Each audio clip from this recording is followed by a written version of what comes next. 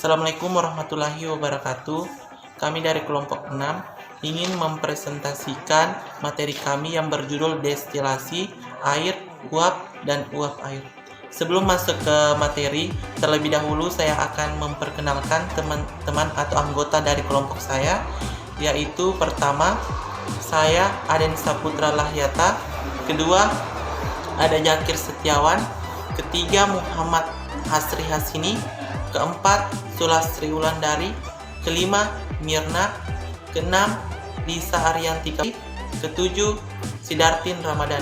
Itulah nama-nama anggota dari kelompok 6. Untuk materinya akan dijelaskan oleh semua anggota dari kelompok saya. Saya akan mempresentasikan tentang pengertian destilasi, di mana destilasi adalah suatu metode pemisahan campuran yang didasarkan pada perbedaan tingkat volatilitas. Kemudian kemudahan suatu zat untuk menguap pada suhu atau tekanan tersebut. Destilasi merupakan proses fisika atau tidak terjadi adanya reaksi kimia selama proses berlangsung. Destilasi adalah salah satu metode kimia fisika yang digunakan untuk pengambilan minyak asiri. Prinsip penyulingan destilasi adalah pemisahan komponen-komponen suatu campuran yang terjadi atas dua cairan atau lebih berdasarkan perbedaan tekanan uap atau perbedaan titik didih komponen-komponen senyawa baru. Kemudian destilasi dibagi menjadi tiga, yaitu destilasi uap, destilasi air, dan destilasi uap air, di mana destilasi air adalah perebusan dalam tipe penyulingan ini. Bahan yang akan disuling berhubungan langsung dengan air mendidih. Air dididihkan dengan api secara langsung, lalu bahan-bahan yang suling akan mengembang di atas air tersebut atau bahkan ke dalam seluruhnya.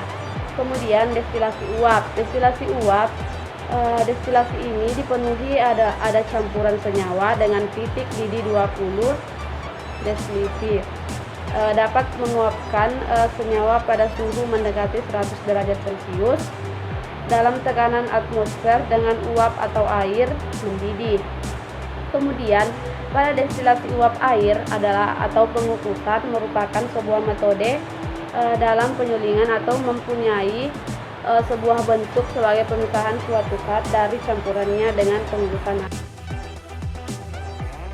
Menurut Wahab, untuk memisahkan suatu zat pada suatu zat lain dari suatu campuran dapat digunakan berbagai metode pemisahan. Jadi di sini itu ada 7 metode pemisahan yang paling sering digunakan. Yang pertama itu adalah filtrasi. Filtrasi itu adalah metode penyaringan untuk memisahkan antara padatan dan cairan. Dan yang kedua itu adalah subliminasi. Subliminasi itu adalah wujud zat dari padat atau gas ke padat. Dan yang ketiga itu adalah kristalisasi. Kristalisasi itu adalah metode pemisahan komponen partikel zat padat yang terlarut di suatu partikel ketika zat padat ini menjadi kristal. Dan yang keempat itu adalah destilasi. Destilasi itu adalah metode pemisahan dan pemurnian dari cairan yang mudah menguap. Dan yang kelima ini adalah ekstraksi. Metode ini adalah pemisahan suatu zat dari campuran yang menggunakan pelarut. Dan yang keenam ini adalah absorpsi. Absorpsi itu adalah metode pemisahan di mana molekul-molekul menyentuh dan melekat pada permukaan padatan air. Dan yang ketujuh itu adalah kromatografi. Kromatografi itu adalah metode pemisahan molekul antara fase gerak dan fase diam, di mana dalam satu komponen untuk memisahkan antara larutannya. Prinsip kerja destilasi. Pertama yaitu prinsip kerja destilasi air, di mana di sini bisa dilihat pada gambar. Nomor 1 itu tempat pemasukan sampel, sedangkan nomor 2-nya yaitu pemasukan uap langsung. Ketiga, nomor 3 bagian keterangan 3 yaitu simplisia dan air. Ini adalah tempat simplisia dan airnya. Nomor 4 yaitu isolasi penahan panas.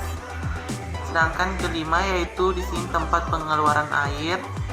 Keenam yaitu pemasukan air, Dan ketujuh ini keran pengeluaran minyak atsiri. Jadi di sini bisa dibuka dan bisa juga ditutup. Di 8 ada pengosongan. Ke-9 yaitu pengeluaran kondensat. Ke-10 yaitu pengaman. Itulah prinsip kerja dari destilasi air.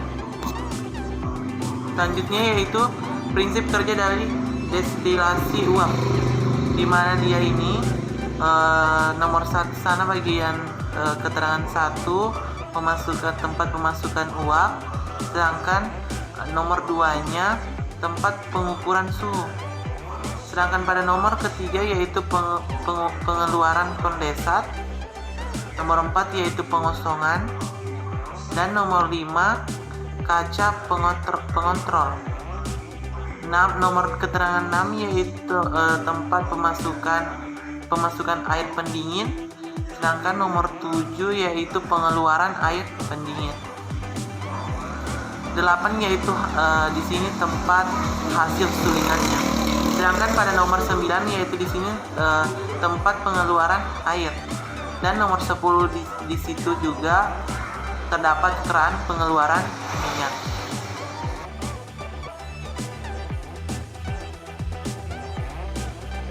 Destilasi uap dan air. Destilasi uap dan air ini yaitu merupakan metode dalam penyulingan dan mempunyai sebuah bentuk sebagai memisahkan satu zat sebagai campurannya dengan menggunakan uap. Dengan destilasi uap, zat dipisahkan yang tidak saling mengganggu atau menurunkan titik didih terhadap komponen campuran didih dengan adanya uap air tersebut. Unggulan dari destilasi ini yaitu baik untuk simplisia basah atau kering yang rusak pada pendidih. Kemudian peralatannya mudah didapat, hasilnya pun baik. Kemudian kualitas minyaknya baik karena tidak terjadi hidrolisa. Kemudian kelebihan destilasi.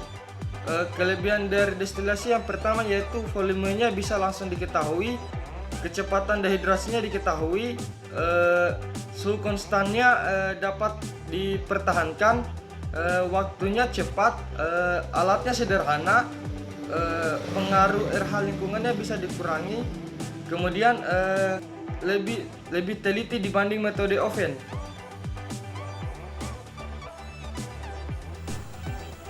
Adapun kekurangan dari destilasi, yang pertama yaitu adanya droplet air pada sisi tabung. Kemudian yang kedua, pelarut mudah terbakar.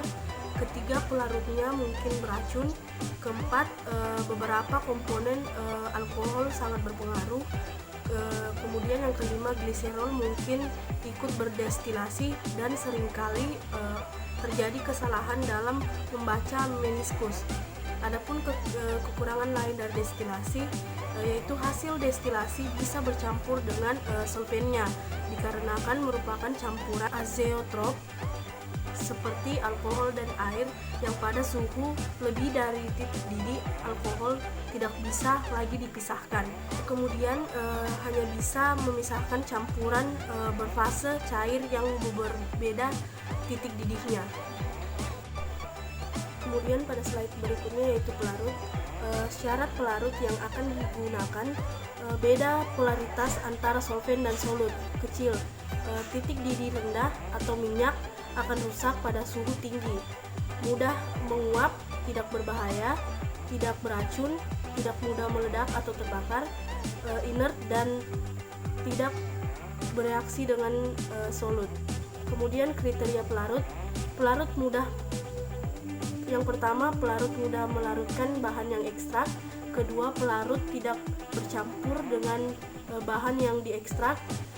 Ketiga, pelarut mengekstrak sedikit atau tidak sama sekali pengotor yang ada.